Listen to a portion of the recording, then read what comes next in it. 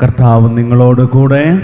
അങ്ങേ ആത്മാവോടും കൂടെ. യോഹന്നാന്റെ വിശുദ്ധ സുവിശേഷത്തിൽ നിന്നുള്ള വായന. കർത്താവേ, അങ്ങേക്ക് മഹത്വം. അക്കാലത്ത് ഗലീലയിലെ കാനായിൽ ഒരു വിവാഹ വിരുന്ന് നടന്നു. യേശുവിൻ്റെ അമ്മ അവിടെ ഉണ്ടായിരുന്നു. യേശുവും ശിഷ്യന്മാരും വിരുന്നിന് ക്ഷണിക്കപ്പെട്ടിരുന്നു. അവിടെ വീഞ്ഞു തീർന്നു പോയപ്പോൾ യേശുവിൻ്റെ അമ്മ അവനോട് പറഞ്ഞു, അവർക്ക് വീഞ്ഞില്ല. യേശു അവളോട് പറഞ്ഞു, സ്ത്രീയെ, എനിക്കും നിനക്കും എന്ത്? എൻ്റെ സമയം ഇനിയുമായിട്ടില്ല. അവൻ്റെ അമ്മ പരിചാരകരോട് പറഞ്ഞു, അവൻ നിങ്ങളോട് പറയുന്നത് ചെയ്യുവിൻ. യഹൂദരുടെ ശുദ്ധീകരണ കർമ്മത്തിനുള്ള വെള്ളം നിറയ്ക്കുന്ന 6 കൽഭരണികൾ അവിടെ ഉണ്ടായിരുന്നു. ഓരോന്നിലും 2-3 അളവ് കൊള്ളുമായിരുന്നു. ഭരണികളിൽ വെള്ളം നിറയ്ക്കുവിനെന്ന് യേശു അവരോട് കൽപ്പിച്ചു. അവർ അവയെല്ലാം വക്കോളം നിറച്ചു.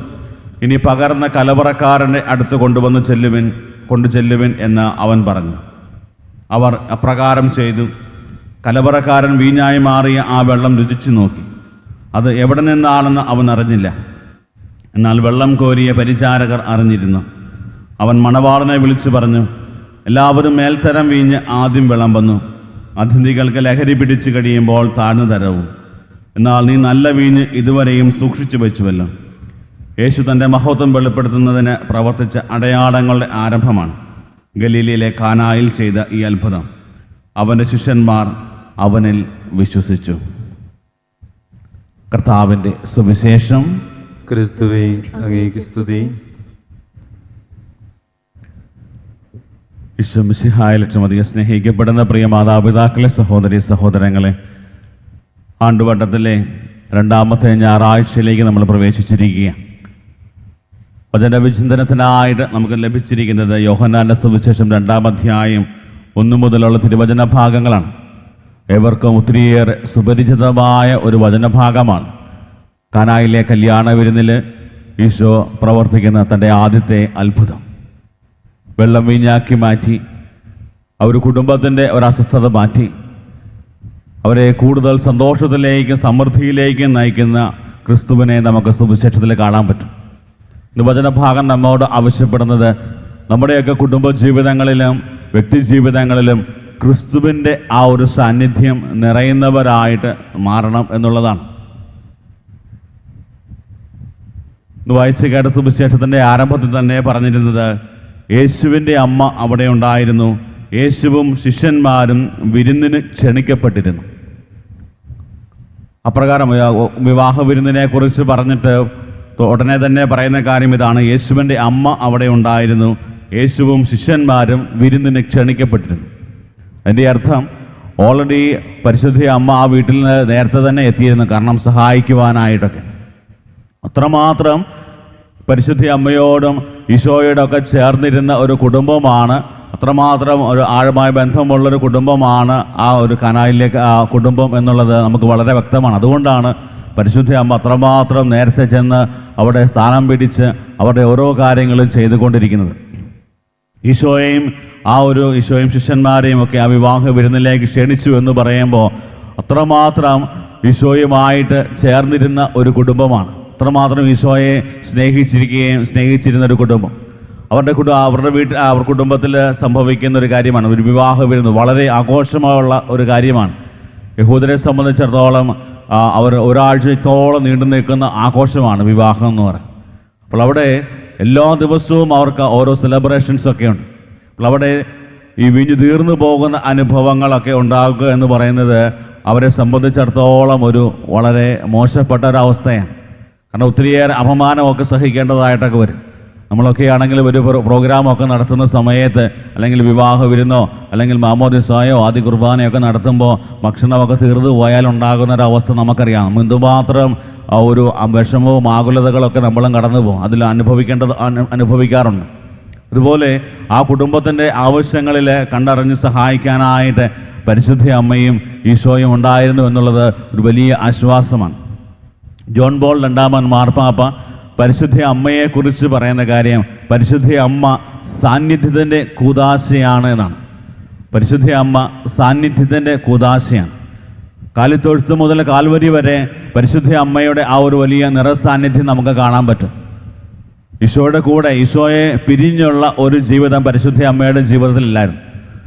കാൽവരി മുതൽ കാൽവരി വരെ ഈശോയുടെ കൂടെ നടക്കുന്ന പരിശുദ്ധ അമ്മയെ കാണാൻ പറ്റും. ആരൊക്കെ എന്തൊക്കെ പറഞ്ഞാലും ഈശോയെ ഉപേക്ഷിച്ച് ഈശോയിൽ നിന്ന് മാറി ഒരു ജീവിതം പരിശുദ്ധ അമ്മയ്ക്കില്ലായിരുന്നു.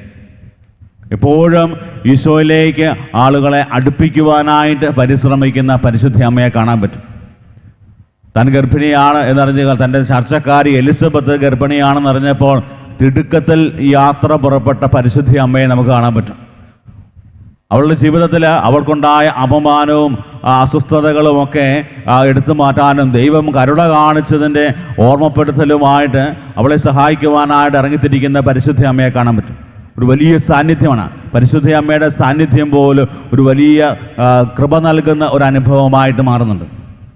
ഉത്ഥാനത്തിന് ശേഷം എല്ലാവരും ചിതറിപ്പോകാൻ സാധ്യതയുണ്ടായിരുന്നു. അപ്പസ്തോലന്മാരൊക്കെ ചിതറിപ്പോകാൻ സാധ്യതയുണ്ടായിരുന്നപ്പോൾ അവരെല്ലാം വിളിച്ചു വരുത്തി സഹ്യോൻ മാളികയിൽ പരിശുദ്ധാത്മാവിൻ്റെ ആഗമനത്തിന് വേണ്ടി ഒരുമിച്ചിരുത്തി പ്രാർത്ഥിപ്പിക്കുന്ന പരിശുദ്ധ അമ്മയെ കാണാൻ പറ്റും. പരിശുദ്ധ അമ്മയുടെ ആ ഒരു സാന്നിധ്യം എപ്പോഴും കൂട്ടായ്മയിൽ വളരുവാനായിട്ട് അവരെ പ്രേരിപ്പിക്കുകയും സഹായിക്കുകയും ചെയ്ത ഒന്നാണ്. അത്രമാത്രം ഒരു നിറസാന്നിധ്യത്തോടെ കാനായിലെ കല്യാണ വിരുന്നിലും പരിശുദ്ധ അമ്മയുണ്ടായിരുന്നു. പരിശുദ്ധ അമ്മയുടെ ആ ഒരു സാന്നിധ്യത്തോടെ പരിശുദ്ധ അമ്മ അവിടെ കയറി ചെന്ന് അവരുടെ കുറവുകൾ മനസ്സിലാക്കുകയും അവരുടെ പ്രതീക്ഷ അവർക്ക് നഷ്ടപ്പെട്ടു പോയ സാഹചര്യങ്ങളിലും അവർക്കൊരു പുതിയ പ്രതീക്ഷ നൽകുന്ന പരിശുദ്ധ അമ്മയെ കാണാൻ പറ്റും. എപ്രകാരമാണ് പരിശുദ്ധ അമ്മ പറയുന്ന കാര്യം ഇതാണ്: അവൻ പറയുന്നത് നിങ്ങൾ ചെയ്യുക, അവൻ പറയുന്നത് നിങ്ങൾ ചെയ്യുക. അതായത് ക്രിസ്തു നിങ്ങളോട് പറയാനായിട്ട് ചെയ്യാൻ ആഗ്രഹിക്കുന്ന കാര്യം അതെന്താണോ അത് പൂർത്തിയാക്കുക, നിങ്ങൾ അത്ഭുതം കാണും. പരിശുദ്ധ അമ്മയുടെ ഏറ്റവും പ്രധാനപ്പെട്ട ഒരു സവിശേഷതയാണ് ആ ഒരു സാന്നിധ്യത്തിലൂടെ ക്രിസ്തുവിലേക്ക് അടുപ്പിക്കുന്ന പരിശുദ്ധ അമ്മ.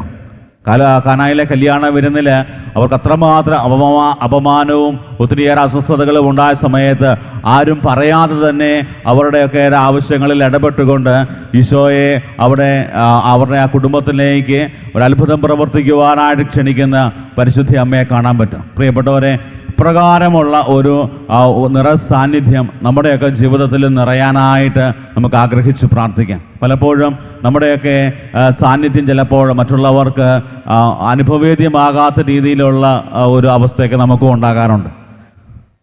ഇംഗ്ലീഷിൽ വളരെ മനോഹരമായ ഒരു ചൊല്ലുണ്ട്: some people cause happiness wherever they go.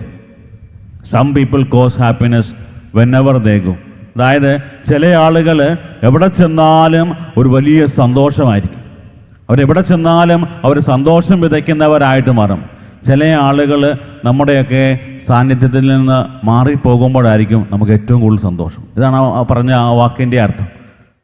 നമ്മുടെയൊക്കെ സാന്നിധ്യങ്ങൾ അപ്രകാരമാണ്. ദൈവിക സാന്നിധ്യം നിറയുന്ന സാന്നിധ്യമാണോ, മറ്റുള്ളവർക്ക് ഉപകാരപ്പെടുന്ന, മറ്റുള്ളവർക്ക് അവരുടെ ആവശ്യങ്ങളിൽ സഹായിക്കുന്ന ഒരു നിറസാന്നിധ്യമാണോ നമ്മുടേതെന്ന് നമ്മൾ ചിന്തിക്കേണ്ടതാണ്.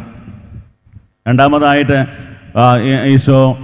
ഈശോയുടെ ഈശോ പരിശുദ്ധ അമ്മ പറഞ്ഞതനുസരിച്ച് ആ കുടുംബത്തെ സഹായിക്കാനായിട്ട് ഈശോ തീരുമാനിക്കുകയാണ്. ഈശോ പറഞ്ഞ പോലെ എല്ലാം അവർ ചെയ്തു. ഈശോ അത്ഭുതം പ്രവർത്തിച്ചു, വെള്ളം വീഞ്ഞാക്കി മാറ്റി. ഇത് കൊണ്ട കൊടുത്തു കഴിഞ്ഞപ്പോൾ കലവറക്കാരൻ പറയുന്ന കാര്യം: ഇത്രയും നല്ലത് എന്തുകൊണ്ടാണ് നിങ്ങളിതുവരെ ഇത് മാറ്റിവെച്ചത്? സാധാരണ ഇങ്ങനെയല്ല. സാധാരണ ഏറ്റവും നല്ലതാണ് ആദ്യം കൊടുക്കുക, പക്ഷേ ഏറ്റവും നല്ലത് നിങ്ങൾ അവസാനത്തേക്ക് മാറ്റിവെച്ചുവല്ലോ. ദൈവം നമ്മുടെയൊക്കെ ജീവിതത്തിൽ ഇടപെടുമ്പോൾ ദൈവം നമ്മുടെയൊക്കെ ജീവിതത്തിലേക്ക് നൽകുന്നത് ഏറ്റവും നല്ലതാണ്. അതിനൊരു സംശയമില്ല. കാരണം ദൈവം പരിശുദ്ധനായവൻ, അതുപോലെ തന്നെ ദൈവത്തെക്കുറിച്ചുള്ള നിർവചനം തന്നെ അത് തന്നെയാണ്. താൻ ചെയ്യുന്ന ഏതൊരു പ്രവൃത്തിയാണെങ്കിലും അതിൻ്റെ പൂർണ്ണതയിൽ ചെയ്യാൻ പറ്റുന്നവൻ ആരോ അവനാണ് ദൈവം. അതുകൊണ്ട് ദൈവം ചെയ്യുന്ന ഓരോ കാര്യങ്ങളും നല്ലത് തന്നെയാണ്. അപ്പോൾ അത് ആ ഒരു വലിയ ബോധ്യത്തോടു കൂടെ ദൈവം നമ്മുടെയൊക്കെ ജീവിതത്തിൽ ഇടപെടാനായിട്ട് നമ്മൾ അവസരം കൊടുക്കുമ്പോൾ നമ്മുടെ ജീവിതത്തിൽ അത്ഭുതങ്ങൾ കാണാൻ പറ്റും. നമ്മുടെയൊക്കെ ജീവിതത്തിലും കാനായിലെ കല്യാണ വിരുന്ന് പോലെ തന്നെ വീഞ്ഞു തീർന്നു പോകുന്ന അനുഭവങ്ങൾ ഉണ്ടാകാറുണ്ട്. അത് ചിലപ്പോൾ നമുക്ക് രോഗത്തിൻ്റെ അവസ്ഥകളായിരിക്കാം, പ്രതിസന്ധികളായിരിക്കാം, കടബാധ്യതകളായിരിക്കാം, അല്ലെങ്കിൽ വിവാഹ ജീവിതത്തിലുണ്ടാകുന്ന, ദാമ്പത്യ ജീവിതത്തിലുണ്ടാകുന്ന അസ്വസ്ഥതകളൊക്കെ ആയിരിക്കാം. പക്ഷേ അങ്ങനെ വീഞ്ഞു തീർന്നു പോകുന്ന അവസരങ്ങളൊക്കെ നമ്മുടെ ജീവിതത്തിൽ ഉണ്ടാകുമ്പോഴും അവിടെ തളർന്നു പോകാൻ പാടില്ല, അവിടെ നമ്മൾ വീണു പോകാൻ പാടില്ല. അവിടെ നമുക്ക് സാന്നിധ്യമായിട്ട് പരിശുദ്ധ അമ്മയും ഈശോയും ഉണ്ടാകണം. ഈശോയെ കൂട്ടുപിടിക്കാൻ തുടങ്ങുമ്പോൾ ഈ സാഹചര്യങ്ങളെ മറികടക്കുവാനായിട്ടുള്ള വലിയ കൃപ നമുക്ക് ലഭിക്കും. പ്രിയപ്പെട്ടവരെ, ഇന്ന് നമ്മുടെയൊക്കെ ജീവിതങ്ങളെയൊക്കെ ഒന്ന് പരിശോധിച്ച് കഴിഞ്ഞാൽ എന്തുമാത്രം ആഴമായ ഒരു വലിയ ബോധ്യത്തോടു കൂടിയാണ് നമ്മൾ ഈശോയിലേക്ക് കടന്നു വരിക. ഇന്ന് പലപ്പോഴും ദൈവത്തിൽ ആശ്രയിക്കുന്ന ഒരു കാര്യം വരുമ്പോൾ പലപ്പോഴും അതിനേക്കാളും ഉപരിയായിട്ട് നമ്മുടെ സ്വന്തം കാര്യങ്ങളിലും നമ്മുടെ സ്വന്തം സ്വാധീനത്തിലും പണത്തിലും സമ്പത്തിലും സ്വാധീനത്തിലുമൊക്കെ ആശ്രയം വയ്ക്കുവാനായിട്ടാണ് നമ്മൾ പലപ്പോഴും പരിശ്രമിക്കുക. ഡിവൈൻ മേഴ്സി, ഈശോയുടെ ദൈവകരുണയുടെ ആ ഒരു ഛായാചിത്രത്തിൻ്റെ താഴെ എഴുതി വച്ചിരിക്കുന്നൊരു കാര്യമുണ്ട്. Jesus I trust in you. Jesus I trust in you. കർത്താവേ, ഞാൻ നിന്നിൽ ശരണപ്പെടുന്നു. അതാണ് ആ ഒരു വാചകത്തിൻ്റെ അർത്ഥം തന്നെ. എന്തുകൊണ്ടാണ് ഇത്രമാത്രം വളരെ ശക്തമായിട്ട് പോപ്പുലറായിട്ട് ആ വാക്ക് കൃത്യമായിട്ടും അവിടെ എഴുതി വച്ചിരിക്കുന്നത്? ഫൗസ്റ്റീനായിലൂടെ വെളിപ്പെടുത്തിയൊരു കാര്യം, എൻ്റെ കരുണയിൽ ആശ്രയിക്കുന്നവന് നിത്യജീവൻ ലഭിക്കും. അവനെ ഒരിക്കലും ഞാൻ തള്ളിക്കളയത്തില്ല. അവസാന വിധി ദിവസം അവൻ കരുണയുടെ വാതിലിലൂടെ നിത്യജീവനിലേക്ക് പ്രവേശിക്കും. അപ്പോൾ കർത്താവിൻ്റെ കരുണയിൽ ആശ്രയിക്കുവാനും ദൈവത്തിൽ ആശ്രയിച്ച് മുന്നോട്ട് പോകുവാനും നമുക്ക് സാധിക്കണം. വചനം നമ്മളെ ഓർമ്മപ്പെടുത്തുന്ന കാര്യമാണ്, മനുഷ്യനിൽ ആശ്രയം വയ്ക്കുന്നതിനേക്കാൾ നല്ലത് ദൈവത്തിൽ ആശ്രയം വയ്ക്കുന്നതാണ്. ദൈവത്തിൽ ആശ്രയം വയ്ക്കുന്നവൻ്റെ ജീവിതത്തിലെ പ്രത്യേകതയും കൊണ്ട് ജെറമിയ പ്രവാചകന്റെ പുസ്തകത്തിൽ നമ്മൾ കാണുന്നത്, അവൻ ആറ്റുതീരത്ത് നട്ട വൃക്ഷം പോലെയാണ്. മഴ വന്നാലും വെയിൽ വന്നാലും ഒന്നും അവനെ അഫക്റ്റ് ചെയ്യത്തില്ല. അത്രമാത്രം ഒരു ഉറച്ച ഒരു സാന്നിധ്യമായിരിക്കും.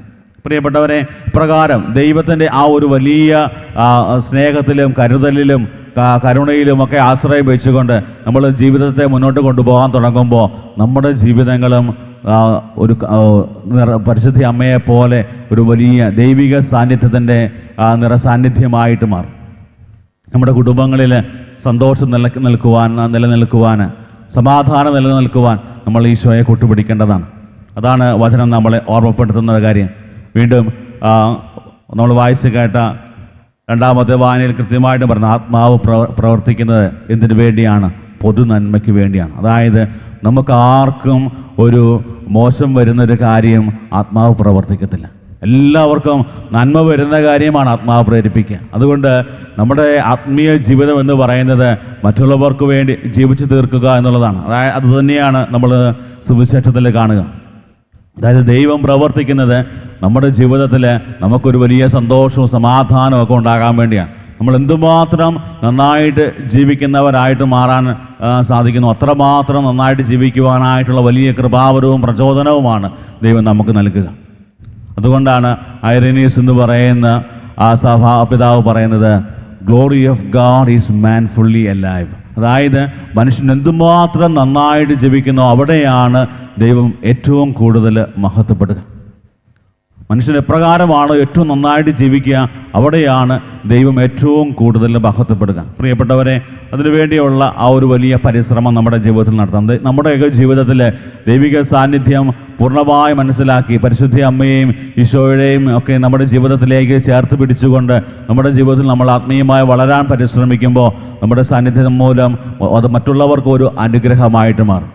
വായിച്ചു കേട്ട സുവിശേഷത്തിൻ്റെ അവസാന ഭാഗത്ത് ഈശോ പ്രവർത്തിച്ച ആദ്യത്തെ അത്ഭുതത്തിന് ശേഷം സംഭവിച്ച ഏറ്റവും പ്രധാനപ്പെട്ട ഒരു മാറ്റം എന്ന് പറയുന്നത്, അവൻ്റെ ശിഷ്യന്മാർ അവനിൽ വിശ്വസിച്ചു. അവൻ്റെ ശിഷ്യന്മാർ അവനിൽ വിശ്വസിച്ചു. പ്രിയപ്പെട്ടവരെ, അപ്രകാരം നമ്മൾ ഈ സുവിശേഷ ഭാഗം വായിച്ച് നമ്മൾ ധ്യാനിക്കുമ്പോൾ നമ്മുടെ ജീവിതത്തിൽ നിറയേണ്ട പ്രധാനപ്പെട്ട കാര്യം ക്രിസ്തുവിലുള്ള ആഴമായ വിശ്വാസം. അത് നമ്മുടെ ഈ പരിശുദ്ധ കുർബാനയിൽ നമുക്ക് ആഗ്രഹിച്ച് പ്രാർത്ഥിക്കാം. കർത്താവേ, നിന്നിൽ ആശ്രയിക്കുവാനും നിന്നിൽ പൂർണ്ണമായ വിശ്വാസം അർപ്പിച്ചുകൊണ്ട് നിന്നിലുള്ള വിശ്വാസത്തിൽ ആഴപ്പെടുവാനായിട്ടുള്ള കൃപ തരണമേ. ഞങ്ങളുടെ കുടുംബങ്ങളെ അനുഗ്രഹിക്കണമേ എന്ന് ഈ പരിശുദ്ധ കുർബാനയിൽ നമുക്ക് പ്രാർത്ഥിക്കാം. ദൈവം നമ്മളെയും നമ്മുടെ കുടുംബങ്ങളെയും സമൃദ്ധമായി അനുഗ്രഹിക്കട്ടെ. ആമേൻ.